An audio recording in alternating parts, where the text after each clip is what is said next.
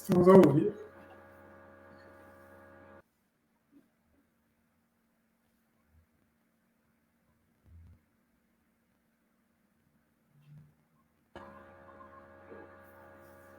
Fala, galera! Fala! Como é que vocês estão? Mais uma vez aqui com vocês para nossa live de quinta, diretamente dos estúdios da WeGo. Hoje eu e Danilo aqui para fazer um retrospecto da nossa 20º encontro. Já tinha gente reclamando, achando que a gente não ia entrar aqui, hein? Mas vamos lá, é uma alegria de novo estar aqui com todos vocês. Obrigado pela audiência, obrigado Maurício, que já cobrou aqui, né? Sempre presente com a gente, parceirão do ecossistema. Obrigado aí, todas as quintas-feiras com a gente. Você também que está chegando agora, sempre trazendo aqui um convidado especial. E hoje o convidado especial é um parceiro meu de negócios, né? É o Danilo. Nós vamos estar falando aqui um pouquinho sobre o que foi o desafio de trazer esse conteúdo, né? Em plena pandemia, né? Para poder falar um pouquinho do que essa transformação digital forçada está fazendo com o nosso ecossistema, com os nossos empreendedores. Muita gente chorando, mas tem muita gente rindo também, né? Então, eu convido aí você que perdeu alguns dos nossos conteúdos e quer rever aí algumas das nossas lives, né? Nosso canal do YouTube contempla tudo direitinho lá, está lá disponível, essa e muitas outras. Vamos falar um pouquinho de lives que deram Ibope e outras que não deram tanto, tá certo? Mas antes eu quero lembrar a vocês que a WeGo é um hub de inovação e o nosso propósito é sempre ajudar empreendedores dentro do processo de transformar ideias em negócios de sucesso, né? Sempre lembrando que nós trabalhamos aí nos pilares da aceleração, onde a gente conecta ideias e ajudamos no passo a passo da transformação dos nossos empreendedores em negócios escaláveis para as suas ideias, né? Também atuamos aí diretamente no pilar da educação, evangelizando e levando o conceito de startup mindset para a nossa comunidade. Acreditamos que o empreendedorismo pode mudar o mundo. E também ajudamos as empresas no nosso processo de transformação digital, né, com inovação aberta e também aí com o intraempreendedorismo. E, por último, né, aquilo que mais brilha os olhos, né, é justamente a conexão entre boas ideias e o processo de escala através dos investimentos, né? Nós também co-investimos e atuamos como venture builders de boas ideias. Nosso propósito, basicamente, é encontrar esses empreendedores que têm aí o DNA do crescimento, né, que têm aí o DNA da escalabilidade, para que a gente junto possa estar ajudando vocês aí, tá certo? Fica aí o nosso convite para você entrar no nosso grupo do WhatsApp, lá todos os dias nós compartilhamos nossos conteúdos diariamente, e vamos que vamos. Fala aí, Danilo, como é que você está? Tudo bom, meu caríssimo? Olha só, Danilo tá todo chique hoje, hein? Maravilha! Chique, né? Porque é um marco especial. Né? Finalmente a gente chegou a 20ª semana, né, de live. Né? Fechou, né, no início desse projeto. Eu acho incrível a gente chegar nessa 20ª edição, né? Porque quem diria que a gente chegaria a essa marca, né? Assim, o público de casa aí que vê você solto, leve solto aí toda semana, todo conteúdo assim de qualidade, né? Não é tão fácil assim substituir você quando você aí está com algum compromisso nesse horário, né? E não foi fácil. Não foi um trabalho fácil de convencer a trazer para cá toda semana fazer um live conversa. Nada dessa parada de substituível. Ninguém é substituível e não pretendo ser. Acho que negócio bom é quando você é demitido da sua própria empresa. Aliás, isso daí faz parte de uma máxima que eu digo durante todos esses anos de consultoria, aí, conversando aí, que eu acho que é assim, empresa boa é a empresa que você funda e contrata gente tão melhor que você, que chega um ponto de você não precisar estar nela. O desapego do empreendedor, né, passa, né, pela ideia de você também transferir um pouco daquilo que os seus conhecimentos para que você possa aprender coisas novas e continuar crescendo, né, e prospectando as atividades. Então, não tem essa de difícil de substituir, não. Tenho visto as suas lives, são super show de bola aí também. Vamos que vamos. O que você traz para a gente aí hoje, Danilão? E acho que assim, só queria comentar que acho que essa iniciativa que a gente está fazendo, Feijó, muito importante para o ecossistema, né?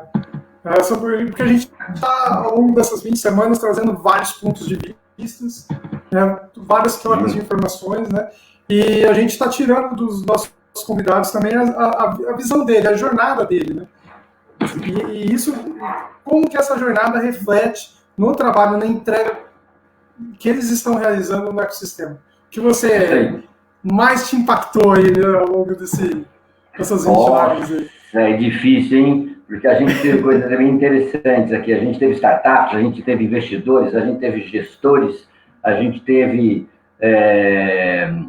mentores aqui, a gente teve representantes de hubs de inovação. Então, realmente foi muito, muito rico aí essa jornada, esse período todo aí, né? Difícil de elencar uma coisa, mas assim, eu gosto muito quando a gente está endereçando, a gente consegue mais ou menos agrupar os temas que a gente traz e endereçar para alguns públicos, né? Quando a gente começa a falar, por exemplo, com o mundo corporativo, então é importante é legal quando a gente vê iniciativas como o próprio Wimi, que esteve aqui com a gente, o Alex, que esteve aqui, que veio falar falando um pouco do agrobusiness, mas eu gosto também quando a gente fala, né, que a gente vê startups do tipo da BeerCap, que esteve aqui com a gente, da própria Expertise, da Smart Menu, gente que está arregaçando as mangas e pondo em prática aí aquilo que aprende, né? E algumas delas até passando por nossos passaram pelos nossos programas de aceleração, né, pelos nossos métodos aí. Então é bacana a gente ver essa transformação, né? Mas o que eu acho que o que mais vale a pena compartilhar aqui, né, Danilo, é o fato de que a gente pegou praticamente nessa jornada uma transformação que acho que nem logicamente que o mundo não esperava, né? Mas a gente viu a mudança de mentalidade do que estava acontecendo no início da pandemia, né, e como ela foi se acomodando, né, como que os mercados foram se avaliando, e a gente tem muita coisa grande acontecendo aí, né? Exatamente, a gente vai falar isso ao longo da live. Eu trouxe muitas notícias do que aconteceu nesses últimos anos. Mas teve uma conversa que me impactou bastante, Feijó. Eu aprendi bastante coisa, que foi a sua conversa com o Ronaldo da Thompson, seu amigo, que vocês conversaram bastante sobre a diferença da consultoria, da mentoria, né, da necessidade das empresas também de se transformar, né, e elas vão acabar procurando na consultoria esse tipo de informação. É verdade, uma experiência fantástica. Eu vejo aí o Ronaldo também, começo a acompanhar ele também, a Thompson fazendo a sua transformação, né? A presença digital da Thompson tem mudado significativamente, né? O que reflete um comportamento justamente de adaptação a uma nova realidade, né? E assim, né? Na verdade a Thompson é uma grande empresa, não sofre tantos impactos, né, quando a coisa, mas assim, precisa de se adaptar. Eu acho que essa adaptação a gente está vendo aí um pouco dentro da iniciativa do Ronaldo, cara. Bem legal. Excelente, né? E, assim, depois de algumas semanas a gente trouxe também o Guilherme da Expertise. Falando do mesmo tema, né? E conectou muito bem com o tema da Thompson. Apesar de ser uma startup de mentoria, né? Mas acho que pelo seu background background de todos, de consultores, né? Eu acho que casou muito bem, conectou muito bem esses temas, né? Tanto uma startup como também uma grande consultoria. Eu acho que eu vejo que realmente dentro dessa janela aí, da pandemia, eu vejo que realmente muitas empresas, né, começaram a buscar e procuraram entender essa diferença. Então, hoje, na verdade, está se falando, mesmo dentro do ambiente corporativo, falando-se em mentoria com muito mais frequência do que se falava antes. Talvez um pouco daquilo que a gente tenha discutido justamente na live com o Ronaldo e com o Guilherme, que foi o fato de que, a partir de agora, né, nesta nova realidade, nesse novo normal, as implementações dentro das empresas talvez se façam muito mais pelo processo de mentoria mesmo das competências internas de uma empresa, né, onde ela vai os próprios recursos da empresa, do que de uma terceirização, de uma contratação de alguém para poder fazer aquilo que era uma tarefa interna. Então, a gente vê também uma transformação de consciência, né, dentro desse ponto que você está tocando aqui, eu acho bem legal, realmente, você tem razão. Mas, né, apesar da gente ter feito lives incríveis, até com a Renata Zabuto do Cubo, né, a gente conseguiu, acho que pela primeira vez, alguém aqui da região de Campinas conseguiu fazer um conteúdo com eles, né, mas a nossa live de maior sucesso foi envolvendo cerveja e transformação digital. Cerveja, lógico, cerveja sempre, né? Teve aquele seu amigo Douglas Costa, né, que foi CEO da nossa jornada lá no Brasil Quirim, no Grupo Petrópolis, no Brasil Quirim, e também o nosso Felipe Nordello. Que está com a sua startup, aí está fazendo um trabalho super bacana, né? Está com um hub já em São Paulo, também Campinas e Santos, né? Uma startup que acelerou com a gente lá na Venture Hub, né? No Founder Institute, e que também conseguiu achar o seu espaço ao sol aí, está começando, já está ajudando as cervejarias a fazer ajudando como canal de vendas, né? O próprio canal de vendas. Mas o tema é realmente interessante, e a grande verdade é que hoje eu conversava com ele também, Danilo, e falando da dificuldade, né, e da sobrevivência da maior parte das micro cervejarias, que é uma pena, na verdade, porque a gente, o consumo,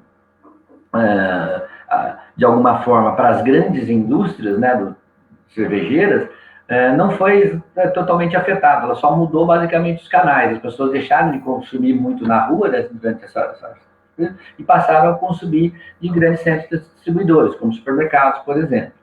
Então, mais as pequenas, que não tinham justamente esse canal de distribuição, né, essa maneira de acesso ao mercado, acabaram sofrendo, e estão sofrendo bastante. Então, tem aí um trabalho super bacana que a Beercap vem fazendo, né, e aí a gente, né, está no nosso radar, uma startup do nosso portfólio. É gostoso a gente ver que eles estão realmente conseguindo ajudar e se posicionar, né? E não foi só a Beercap que passou por gente aqui, né? Teve a My Journey também, do André. Do André também.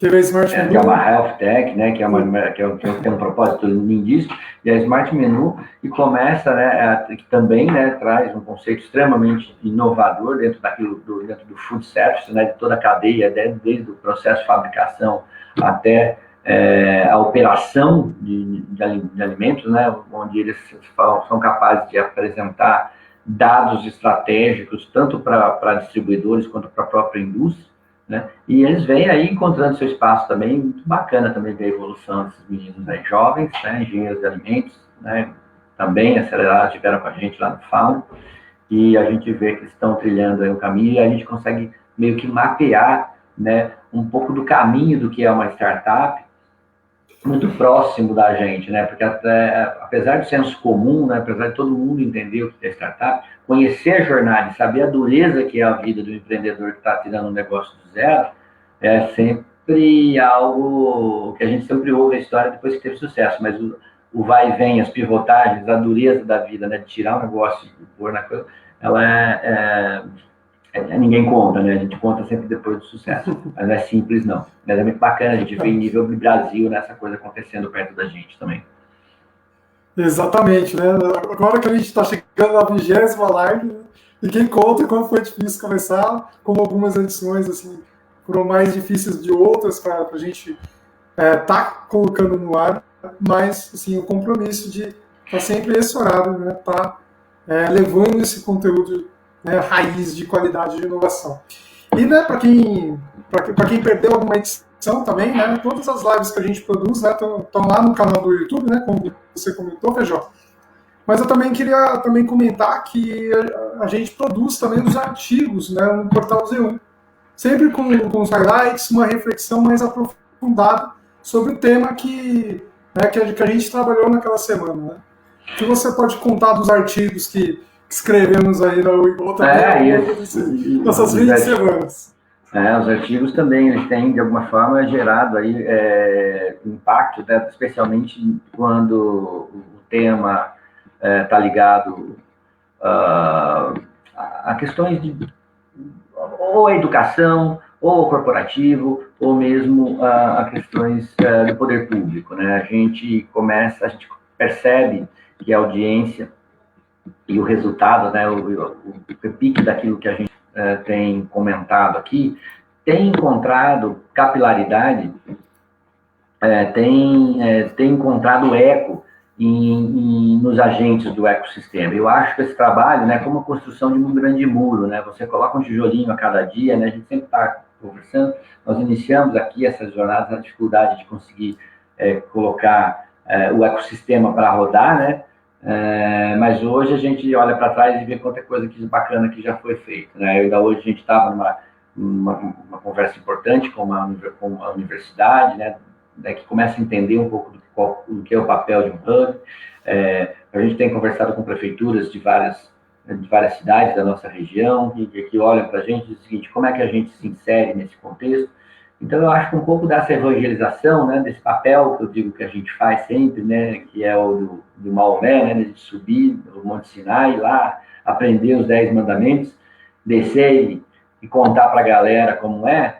Eu acho que isso, que a gente chama de evangelização, aos pouquinhos ela vem se consolidando.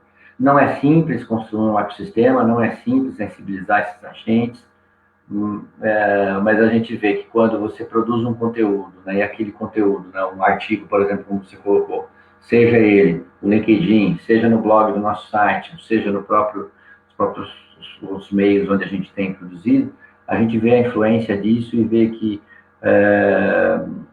a gente tem conseguido levar algum conteúdo de relevância e que está mudando um pouco o mindset.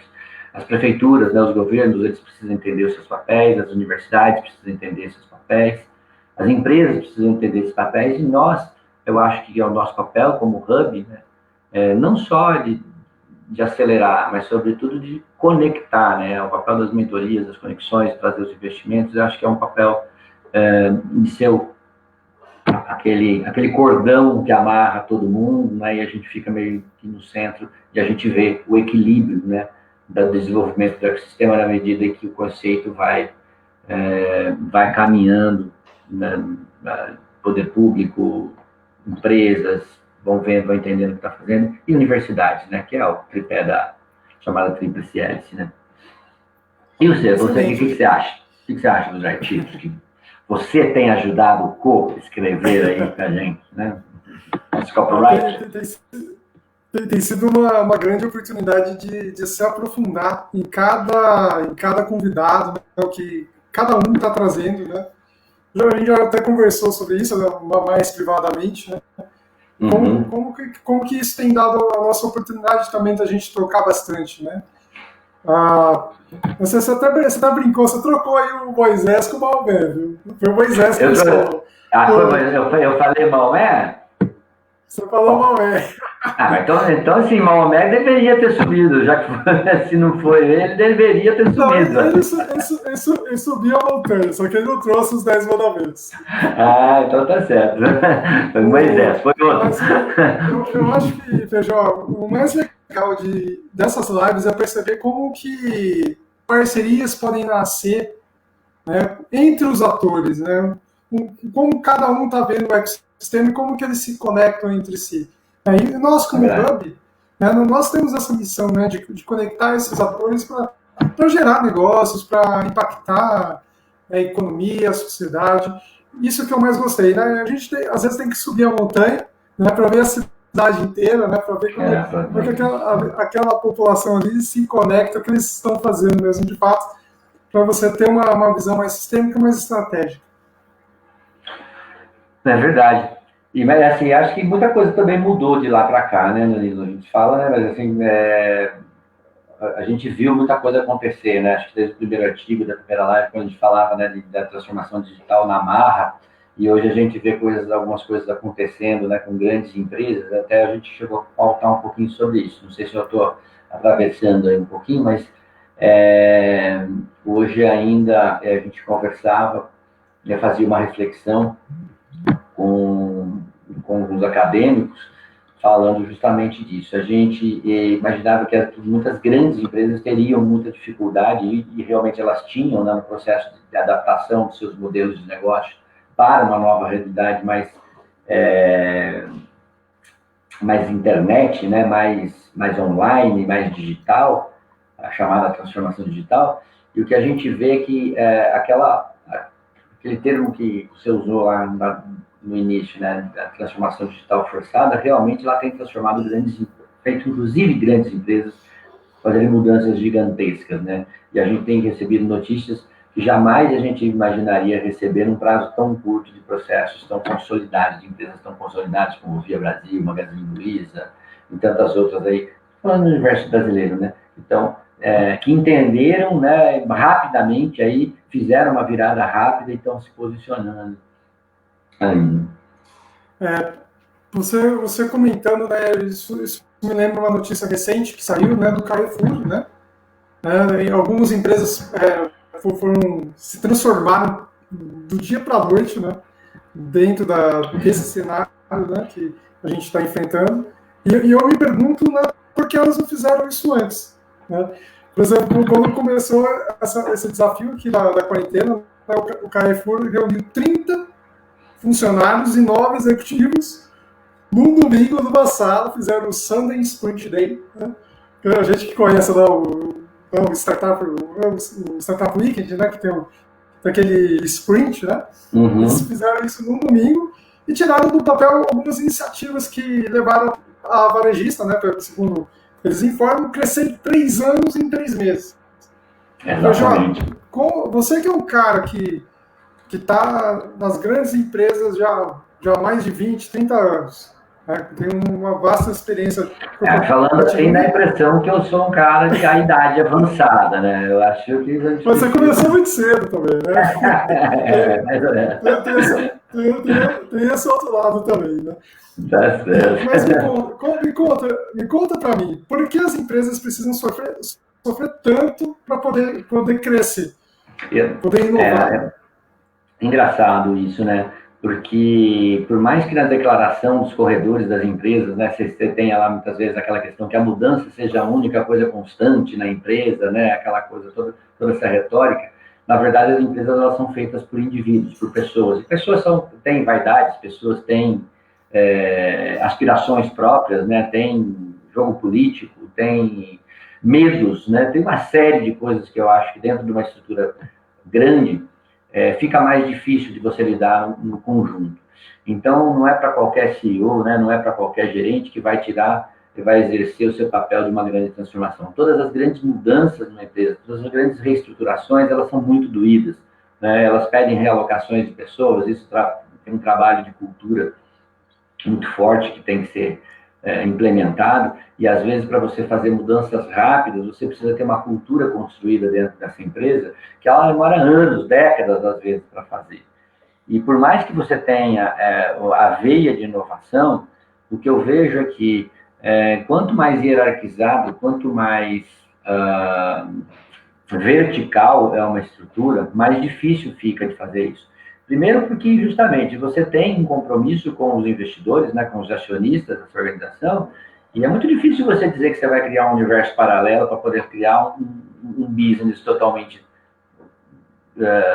diferente, um modelo de negócios diferente, né? Para qualquer um ali é muito difícil, porque no final do dia, né, no final do quarto, no final do mês, as metas estão ali para serem batidas. E tudo que a gente fala de inovação, né, que a gente tenta incutir na cultura de inovação do colaborador, vai melhorar, vai mudar, mas é sempre como construir uma estrada, é sempre como fazer uma reforma morando dentro, né? Você quebra paredes, cara, você tem que... É poeira, é barulho, é sujeira. Se você não tem a consciência clara que depois a sua sala vai ficar clara, arejada, bonita, se você não tem a clareza de que você vai receber os seus amigos ali para poder desfrutar de um momento agradável, fica muito difícil de você administrar o processo de transição de uma grande reforma, né? E a gente costuma dizer que essa administração ela é uma gestão psíquica, né? A psicologia da mudança ela é muito crítica, né? Especialmente para quem está no comando, quem está conduzindo esse processo de mudança.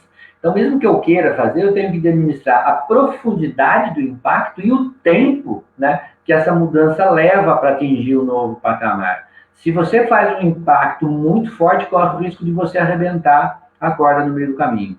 Se você faz um impacto muito menos, né, faz uma mudança que tem menos impacto no primeiro momento, e você demora, você cansa as pessoas, e chega uma hora parece que você não está saindo do lugar. Então, a vivência, né, também dentro das consultorias e ajudando as empresas nesse processo de transformação, sempre fez a gente levar em conta muito esses aspectos humanos e entender aí. Agora, quando você tem uma situação como essa, né, que é o que eu acho que é o resumo da sua pergunta, por que não fizeram antes? Não fizeram antes porque a água não tinha batido na canela ainda. Né? Porque quando tem que fazer, quando se torna uma questão de sobrevivência, faz. Né? E eu acho que isso daí é muito interessante, porque eu acho que o nível de consciência das empresas que já estão conduzindo o seu processo de transformação digital é porque elas tiveram antes a consciência de que elas morreriam muito cedo se elas não fizessem a mudança. Né? Eu gosto sempre do caso, né, da indústria automobilística. A indústria automobilística, por mais tradicional que ela seja, ela tem uma visão de transformação que está colocada na mesa, ou ela muda, ou ela está fora, né? Ou ela vai morrer. Então, eu vejo que existe muita coisa que está acontecendo na indústria automobilística, que motor a combustão, por exemplo, é um negócio que vai acabar, né?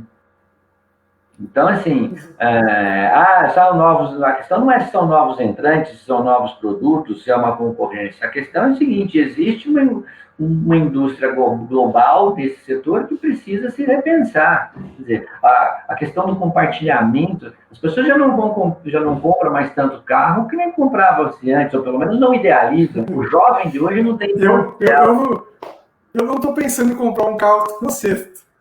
Olha, prefiro gastar com Uber, porque é muito mais econômico, né? Eu posso pegar esse dinheiro e investir em outras coisas, investir no meu crescimento profissional, né? Exatamente. E a consciência também, eu acho, das novas gerações, elas passam por uma consciência mais ecológica, né? Da necessidade de menos posse e mais uso, né, do recurso, né? Eu não preciso ter o carro, o que eu preciso, na verdade, é de transporte, né?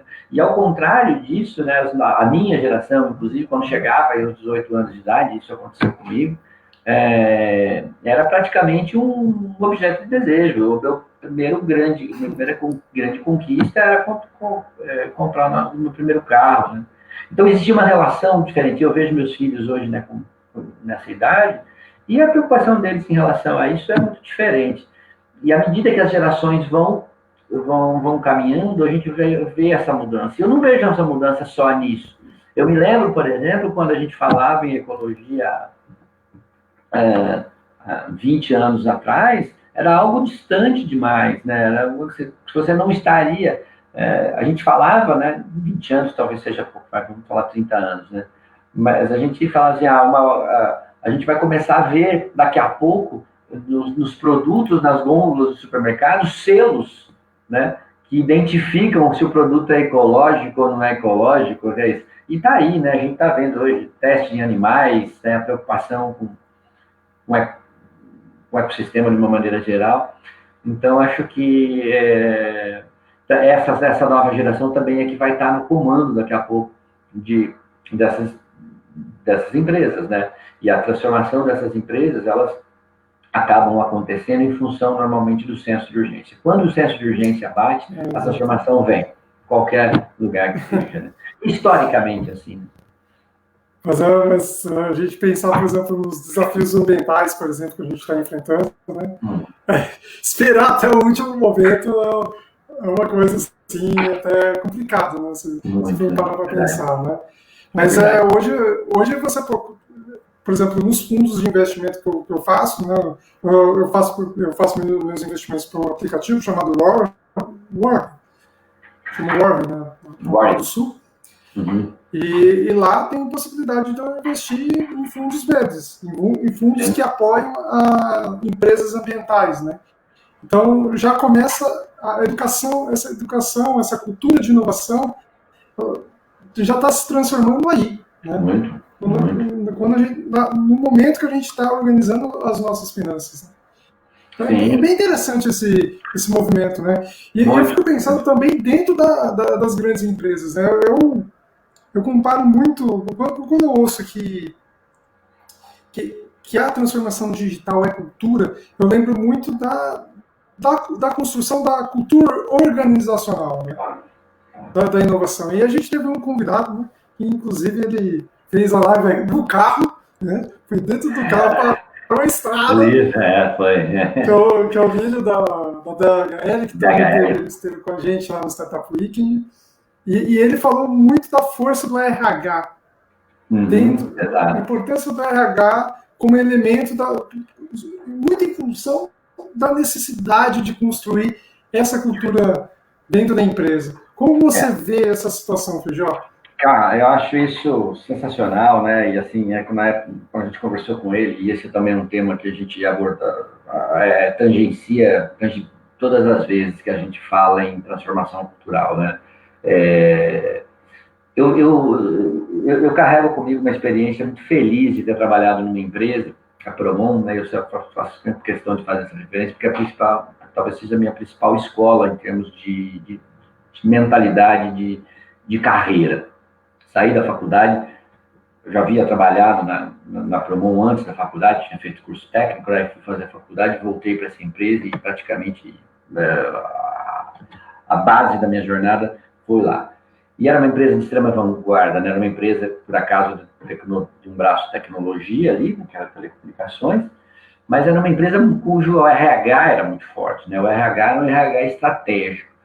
E graças a isso, talvez, também, toda a modelagem de orientação de carreira que essa empresa tinha, que me permitiu fazer o meu MBA e outras formações, PMI, essas coisas todas. Mas o que a gente aprendeu dentro dessas outras formações, né, cara? Eu gosto muito do conceito de gestão pautado nos 4 pilares do Kaplan e Norton lá, onde eles falam do Balance Scorecards, né? Então, em última análise, o que aquilo se resume? Se resume o seguinte: gente é que vai construir os processos que vão criar valor para o cliente, que vão gerar retorno para os investidores. Então, assim, você só tem 2 coisas para mexer numa empresa: processos e pessoas. Então, gerir bem pessoas, né, construir uma cultura propícia aquilo que você quiser, né? Propício ao desenvolvimento, propício ao ambiente colaborativo, propício à mudança, tudo isso depende de uma estrutura de RH que enxerga a relação dessa cultura com a estratégia da empresa e, sobretudo, dá suporte. Né? Deixa de ser uma área somente de suporte, mas você passa a ser uma área estratégica. Eu acho que o RH é o principal agente dentro de uma organização, seja ela pequena ou grande, né? Para justamente criar esse ambiente propício ao que o produto provê aí. Quando eu digo assim, contrata gente boa, né? Que gente boa vai criar soluções para os problemas do dia a dia, de curto, médio e longo prazo. Gente boa tem a condição de perceber o que é valor para o seu cliente realmente, né? E aí os processos se adaptam a essa realidade, e essa realidade é o que traz a sobrevivência, a subsistência de todas as empresas. Essa cultura organizacional que a gente tanto fala, ela é moldada em última análise por pessoas que decidiram, né? Pessoas que estão no comando da empresa, que decidem qual é a cultura que a gente quer para essa empresa. Eu vejo diferenças gritantes, né, entre empresas mais monolíticas, né, mais centralizadoras, empresas mais descentralizadas. Isso está presente, sabe, Danilo, na grande, na média, na pequena, na empresa individual, tá? Né? Se a gente é a maneira como você quer a sua empresa, como você consegue que você faz isso daí. E aí a brincadeira de criar um ambiente de transformação, aí realmente precisa estar no sangue, precisa estar na... Eu vejo isso é um problema de empresários de todos os tamanhos, né? Desde o salão de beleza da G, né? até uma grande empresa vai ter esse problema de criação de ambiente, né, de treinamento de pessoas. Porque né, a gente fala muito de tecnologia, né, fala de hard skills, mas na verdade é soft skills. Né? E o ponto que você está tocando, que é legal é o seguinte, toda empresa grande, um dia ela foi pequena, né? E assim, a cultura começa no fundador. Se o fundador não tem uma cabeça aberta, preparada para a mudança, se a questão dos egos mesmos, né, dos medos, né, de perder o controle, né, é fundamental que o empreendedor tenha o senso de urgência, muitas vezes, para poder centralizar, para poder garantir a execução de uma proposta de valor, mas a verdade é que, uma vez que ele, para poder replicar, ele precisa descentralizar, né? E esse é um grande desafio. Isso acontece, é um pouco do que você está tocando. Você está tocando também nessa flexibilidade, né? nessa mudança rápida, né? E durante esse mês, assim, em um universo de 3 semanas, o mercado mudou rapidamente, né? Foi muito louco isso aí. Eu comecei a perceber como que as grandes empresas estão se movimentando.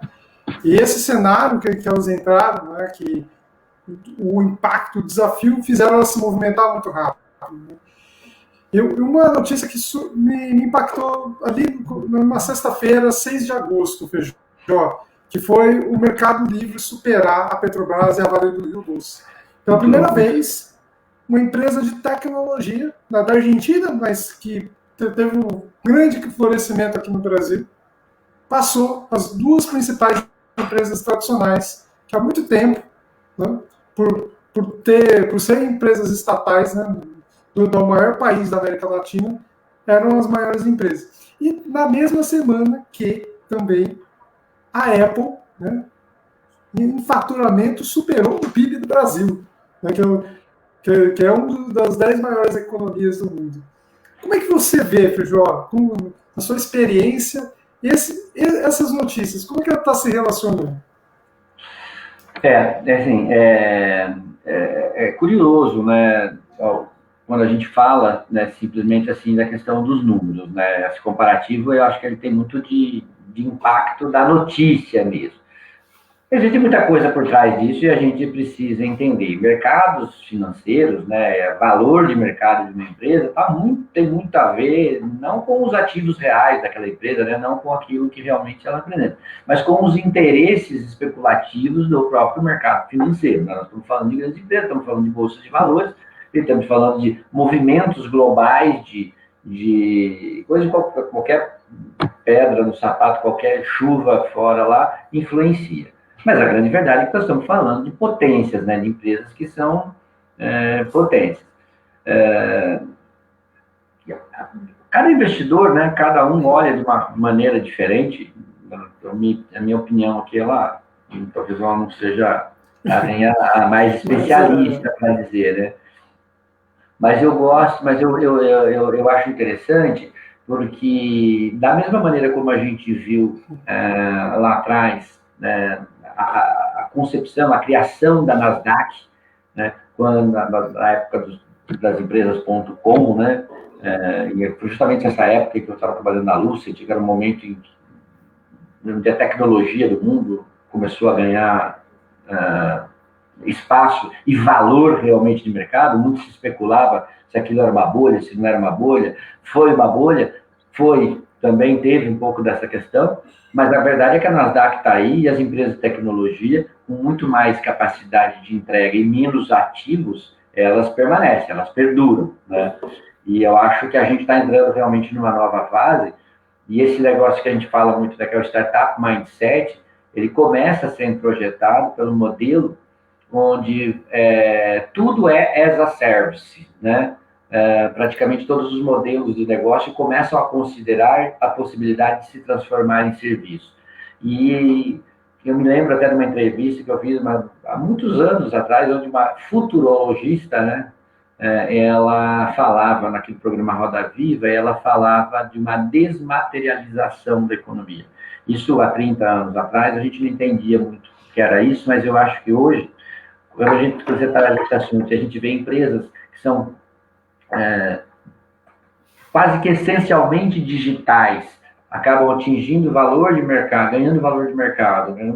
Percepção de valor maiores do que empresas de ativos reais, eu vejo que essa questão da desmaterialização ela tá ganhando espaço, realmente. Então, e é isso. Até mais que minérios, né? Minérios, petróleo. Nós estamos falando. Você percebe que a relação entre o que a gente estava falando na questão anterior e agora é muito clara, porque as pessoas começam a ter a consciência exatamente assim, de que o processo de reciclar, da reutilização, ele talvez seja muito mais importante do que o extrativismo. A questão da energia renovável, a questão do impacto ambiental. Por mais que se diga o seguinte, olha, estamos atrasados com o nosso problema do aquecimento global, esse tipo de coisa, se você tem uma pandemia como essa, que é capaz de construir soluções para a humanidade de forma tão rápida, eu acredito sim, eu sou otimista em achar que existem soluções para todos os problemas que a própria humanidade cria de uma forma rápida. É só uma questão de foco, né, e de trabalho. Eu acho que a humanidade vai aprender muito com tudo isso, cara. E você?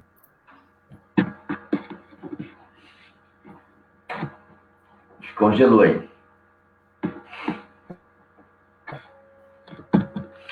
Bom, enfim. Tá cortou. Exatamente. Cortou aí. Mas voltou. E uma coisa que você falou muito bem, que é sobre a projeção, né? E assim, a projeção, né, de valor de uma empresa, né? E isso também é uma dificuldade de uma startup, quando ela está se relacionando com o investidor, e ela precisa definir qual é o valuation dela, né, para ela conseguir o investimento correto, no ticket correto. E você falou bastante da projeção de valor, e eu me lembro muito da visão de mercado, né? Em janeiro a gente teve a oportunidade de conversar com alguém da Loft, né?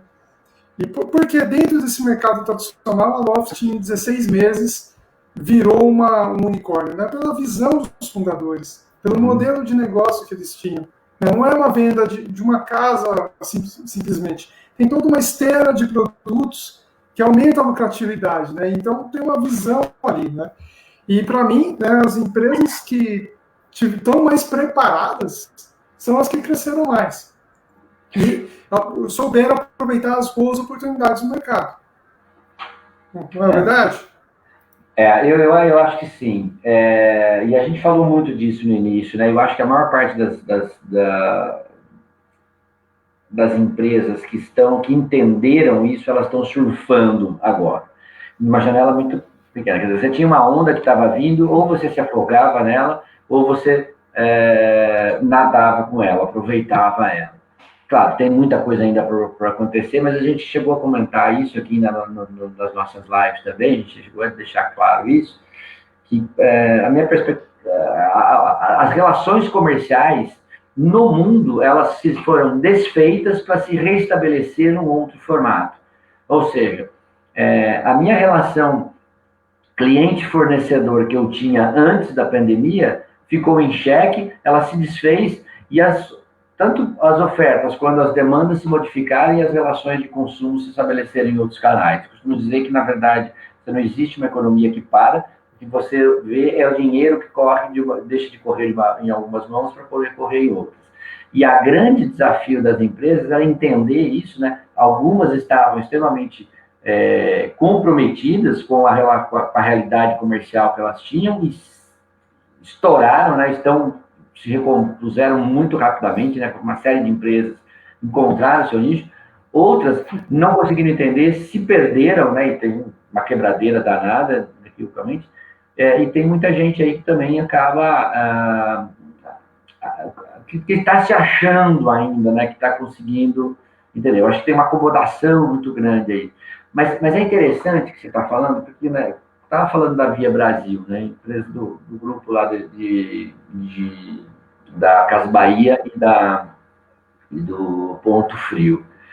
O que chamou atenção? em 2 meses, uma estrutura como aquela, né, na qual você tem 1.070 lojas, se não me engano, distribuídas pelo país, e tem um modelo de negócios que opera basicamente sobre o formato de relacionamento com fornecedor, centro de distribuição, lojas e consumo local, elas têm que fazer uma virada muito rápida de mudar praticamente toda a sua estratégia de vendas e ir para o online. E hoje, parece que 70% das vendas do grupo estão no online. E o olhar sobre o formato de loja não é um olhar de vamos fechar as lojas porque a gente vai vender no online. O conceito deles mudou totalmente. A loja passou a ser um hub, né, da última milha, né, do last mile. Eu vendo, eu aproveito meu modelo tradicional de negócio, mas eu adapto ele de uma maneira rápida, eu não preciso mudar, fazer grandes mudanças, mas agora eu continuo comprando, eu continuo colocando no centro de distribuição, eu vendo no online, mas o cliente está retirando ele na loja.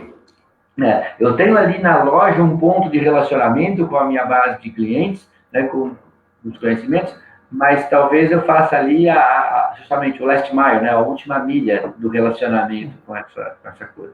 E assim, isso encanta, né, de a gente ver uma reformulação muito rápida, né? Você trouxe também a questão da própria Magazine Luiza, que se redesenhou muito rapidamente também, né? E aí está estourando, adquirindo startups, aí essas coisas todas. Recentemente ela anunciou a aquisição de três startups, né, empresas de tecnologia. Eu já tinha anteriormente comprado a estante virtual, né, da Livraria Cultura, né, que é aquela o grande sebo online, né? Eu tinha comprado a Netshoes, né, uma disputa ali com a Centauro, né, ação por ação. E acho que semana retrasada ela comprou 3 startups. Ó, Feijó, presta atenção que o diabo ele mora ali nos detalhes, né? A Magazine Luiza ela comprou a Hub Sales. O que a Hub Sales faz, né? Ela permite que o consumidor final compre diretamente da fábrica. Ou seja, está matando talvez a loja física ou o intermediário. Exatamente. Ela encurta, né, todo o processo da cadeia de distribuição, né, do supply chain, exatamente. Estratégias eu aprendi, né? A própria Ambev aprendeu isso lá há 20 anos atrás e se tornou um sucesso, se tornou esse exemplo também de empresa global, né? Justamente trazendo a margem para dentro da empresa, né? Senão, realmente, bacana. Eu também, uma vez eu estava numa palestra, né, e estava alguém lá do lab da Magazine Luiza, e eu conversei com ele e ele falou uma coisa interessante para mim. Eu não lembro o nome da pessoa que eu conversei, mas eu sei que é de lá. Falou que a obsessão da diretoria da Magazine Luiza é superar Bezos. É superar o Jeff Bezos. Fazer com que a empresa seja maior do que a Amazon, né? E ela fez um movimento semana passada, ela comprou 2 empresas. Primeiro o Canaltech, que é um grande portal que tem uma grande audiência. Aí a gente pode até comentar sobre o conceito de content no e-commerce, né? Você criar um ecossistema de conteúdo em volta dessas plataformas, né? A gente pode comentar de plataformas na China, por exemplo, como o Pinduoduo, né? Que tem quando você tem uma grande audiência, você acaba trazendo muitas pessoas, né? Então, imagine um site com grande audiência, quanto você pode não só vender de publicidade, né, ou ajudar parceiros, mas também anunciar seus produtos. Mas eu acho ali que, olhando dentro da compra ali da Magazine Luiza, o que mais me chamou a atenção foi da Inloco Media. A Inloco, eu acompanho a jornada deles desde que eu estou nesse ecossistema de startup. Eles são a startup, para mim, a startup mais promissora do ecossistema de Recife. E assim, ela foi criada por um grupo de jovens, PJ, que ficaram anos e anos desenvolvendo uma tecnologia de geolocalização. E conseguiram, por dedicação, foram horas e horas de desenvolvimento. É incrível isso. eles conseguiram uma tecnologia melhor do que o Google, quando a gente fala em geolocalização. E eles começaram esse negócio criando anúncios para ponto de venda. E quando a Magazine Luiza compra esse negócio aí de geolocalização, de anúncios geolocalizados dentro do ponto de venda, conhecendo já o que ela vai perfil fazer do seu cliente, inteligência artificial, exatamente, ela está construindo todo um ecossistema de anúncios. Em torno dela, sim. E assim, muito poderoso. Né? Muito poderoso. Para o lojista, às vezes, assim, anunciar futuramente na Magazine Luiza assim, tão vantajoso como anunciar no Google, no Facebook. Olha o jogo que a Magazine Luiza está entrando. Agora, né, só fazendo um paralelo quando a gente falou da questão de cultura, né, com relação a isso, né, como é que você faz a introdução num negócio tão diferente desse, numa empresa tão tradicional, se você não tiver uma cultura adaptada a isso? Se você for pegar a história do Magazine Luiza, todo o processo de capacitação, seja ele técnico ou comportamental, já era inovador dentro da companhia. Né? Toda a rede da Magazine Luiza conta com um sistema de treinamento online. A Luiza Helena vira e mexe lá, entra, né, num sistema próprio que eles tinham lá, não só a Luiza Helena, logicamente, mas todo mundo.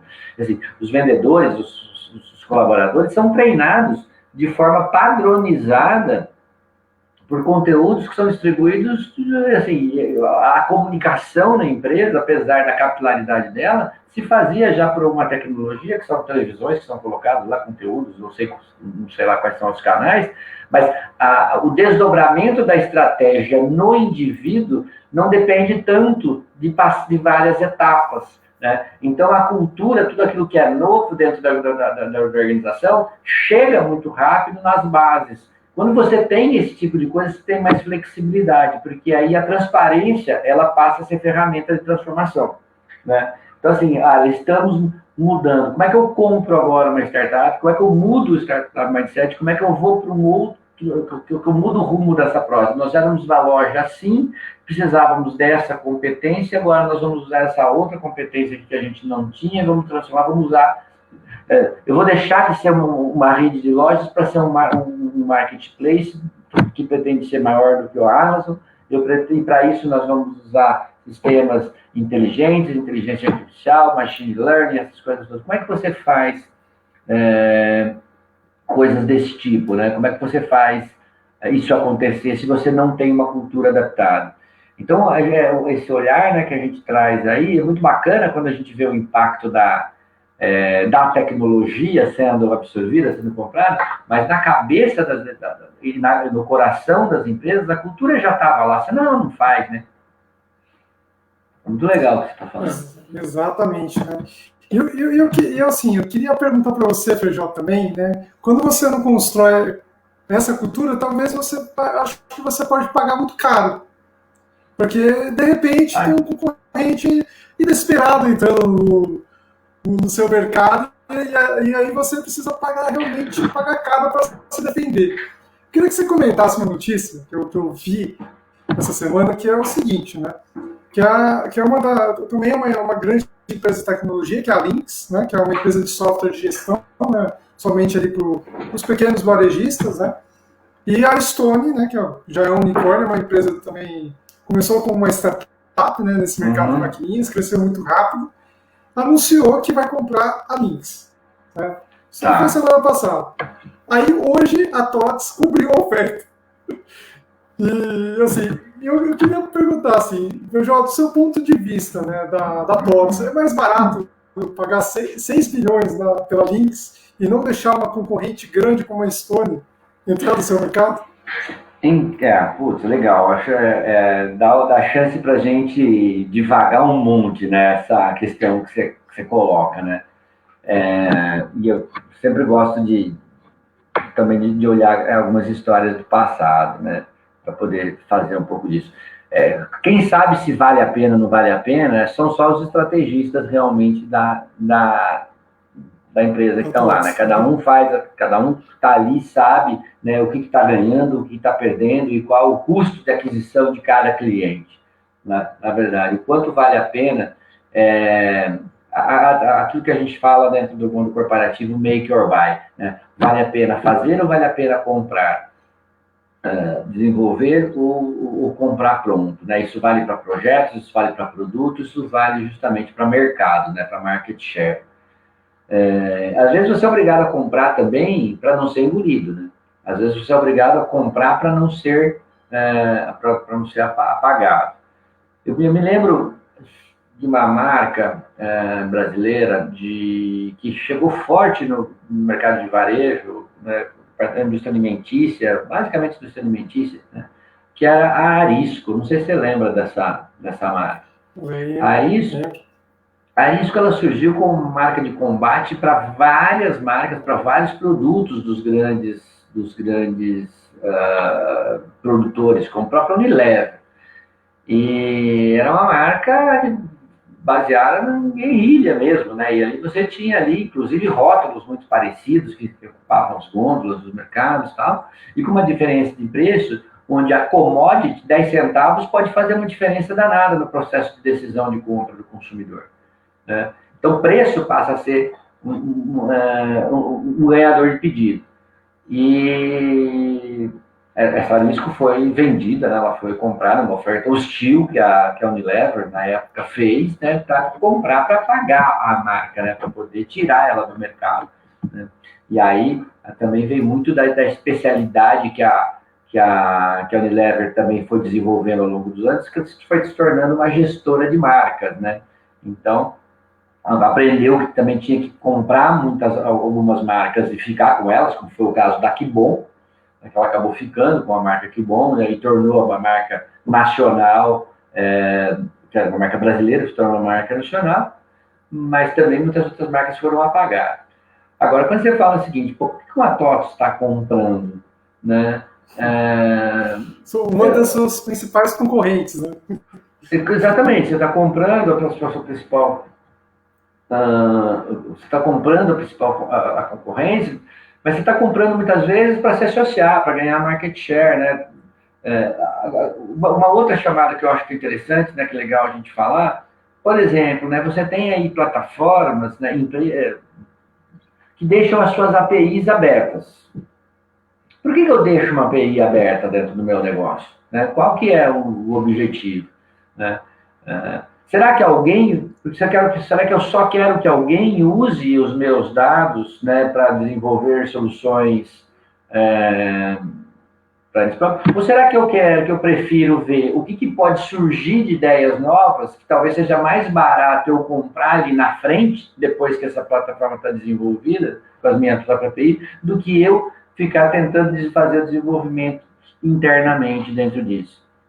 Eu vejo aí, por exemplo, a iFood com a plataforma o tempo todo aberta, né? E muitas startups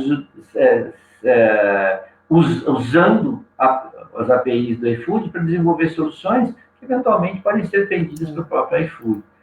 Então, aí é a estratégia de negócios, né? Mas é mercado. É mercado. E falando do iFood, né? Tá uma notícia também que chamou bastante atenção, né? No começo do ano, em abril, mais ou menos, Feijão. Olha só, como o mercado tá. Como o mercado realmente disputa tá enorme. As empresas de benefícios, né? Como vale refeição, vale alimentação, né? A gente está falando do VR, está falando da Lelo. Eles conseguiram um grande meio de pagamento, que é o iFood. O iFood, a Rappi, eles entraram nesse gateway de pagamento e com certeza melhoraram os números dele. Porque as pessoas estavam usando esse... Era uma necessidade do consumidor mesmo, né? Isso foi em abril. Em agosto, o iFood decidiu entrar nesse mercado. Como que você vê essa situação, Pujol? Legal. E isso é legal também, né? Que é um pouco daquilo que a gente também explora muito dentro dos nossos programas, e a gente tem procurado sensibilizar as empresas, né? Que de alguma forma se aproximam da gente, né? Nesse processo de evangelização do nosso ecossistema. Conceitualmente, né? Eu acho que uma startup é uma organização que está constantemente em busca de um modelo de negócio sustentável, replicável e escalável. Eu acho que essa frase ela é muito forte na medida em que você descaracteriza determinados carimbos, né?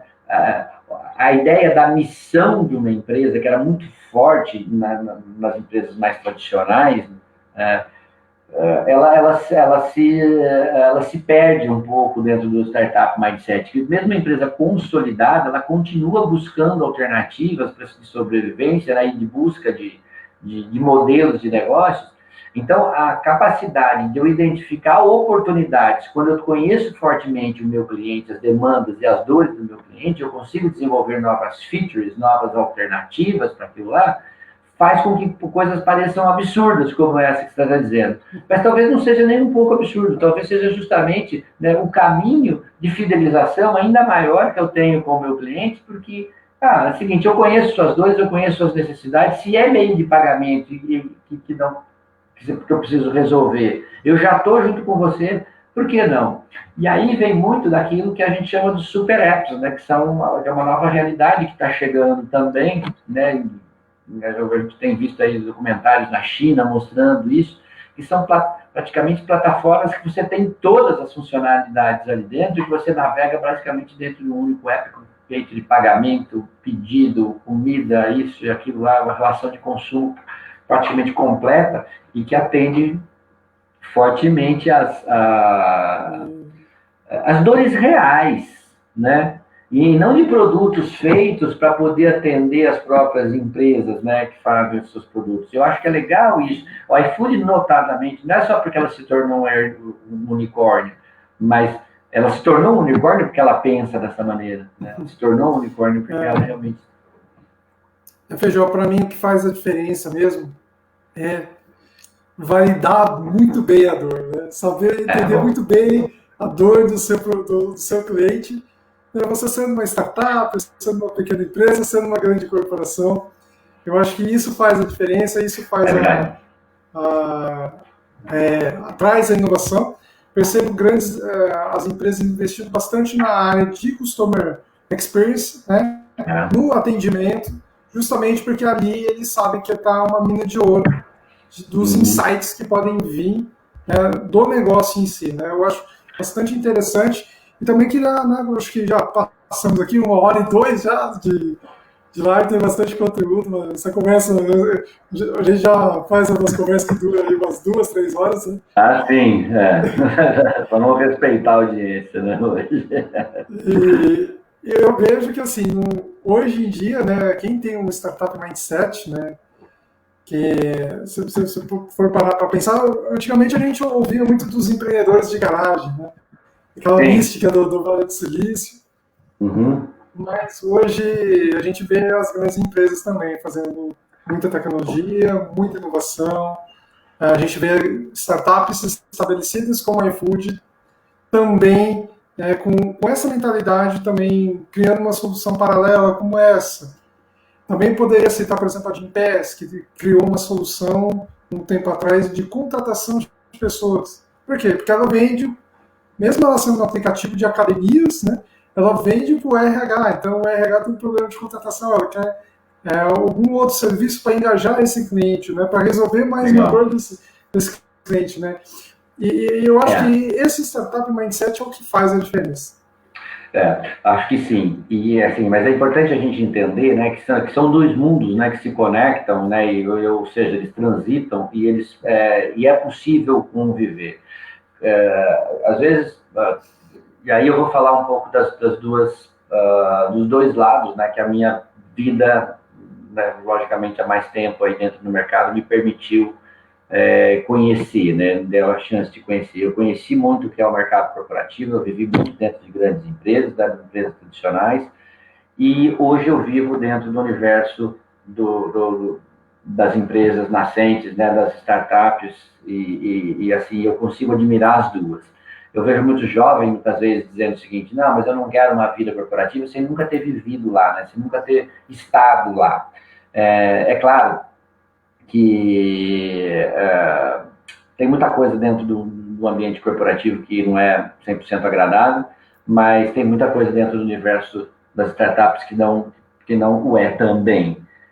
Por outro lado, né, uma não convive sem a outra, né, e por mais que a gente diga que as startups têm uma capacidade de resiliência, uma capacidade de modificação, de giro muito rápido, né, de mudar de direção, né, e de compreender melhor o que é uma dor real, né, e isso elas vem se mostrando, porque ela nasce do gueto, né, ela nasce ali na comunidade. Normalmente as startups nascem da insatisfação com a situação que o empreendedor normalmente vive na pele ou que ele observa de outras pessoas que estão vivendo. Então, você toca muito bem nesse assunto.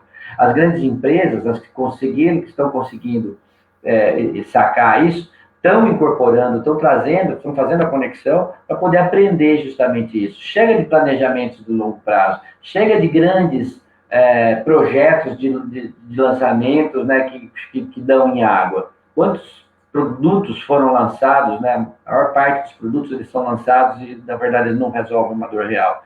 Então, acho que essa questão desses dois mundos se mesclarem, eu vejo isso como uma coisa muito bonita. Porque, em última análise, é o seguinte, a startup, ela nasce, né, como qualquer empresa, ela nasce pequena, mas ela tem um DNA de grande empresa. Ela nasceu para ser grande, né? Diferentemente de uma PME, diferente de uma empresa profissional, ela nasceu para ser gigante. E se em cada um desses estágios, né, de crescimento, da exponencialidade, a mentalidade dos próprios gestores não forem se adaptando a isso, ela não vai crescer.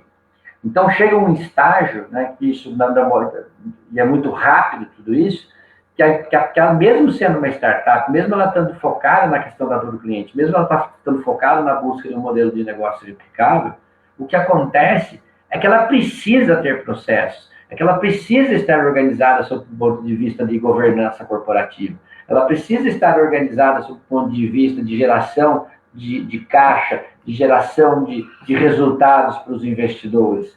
Então, não dá para imaginar que eu vou ser grande, mas eu vou ser só mesa de ping-pong, né, e só puff colorido, né?